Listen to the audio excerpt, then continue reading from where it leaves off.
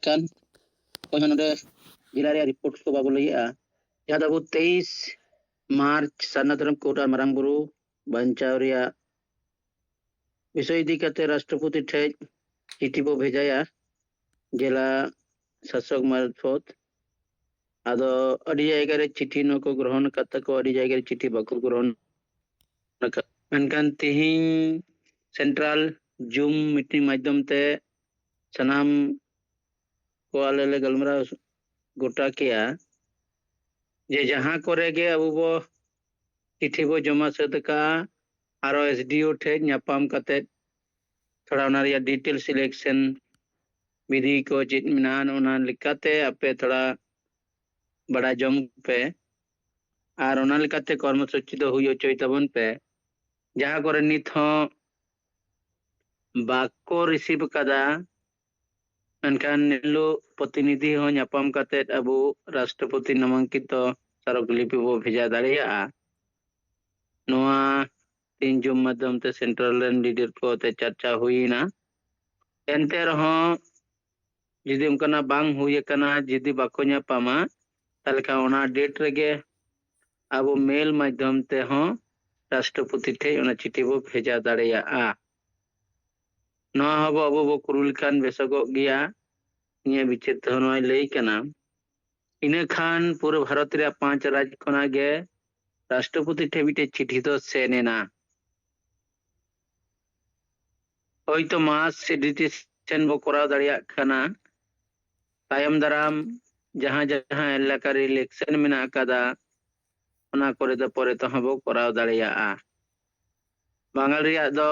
30 तारीख खना नॉमिनेशन एतबोआ प्रथम धाप रिया 6 तारीख हबी नॉमिनेशन चला इने के बाद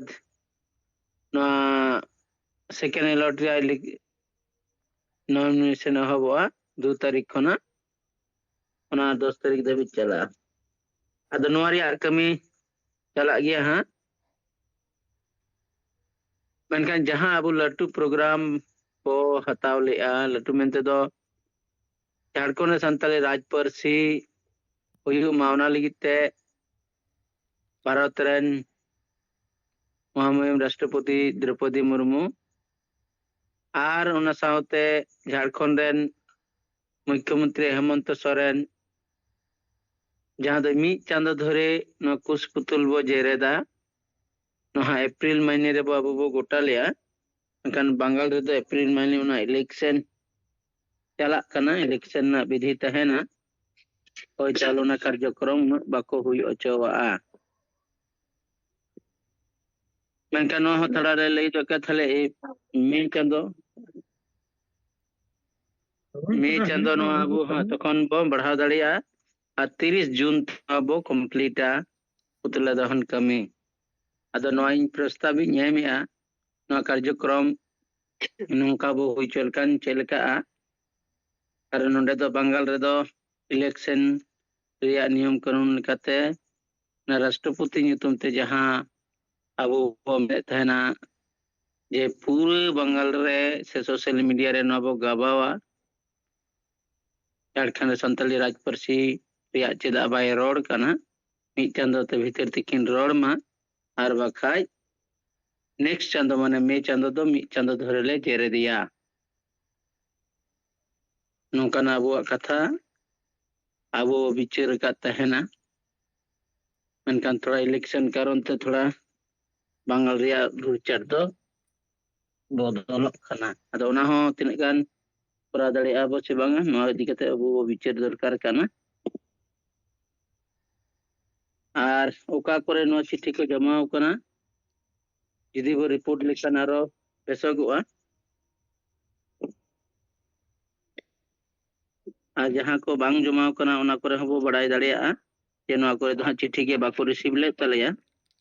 तले खान अबु ओना रिया पूरे जानकारी अबु ठे तहना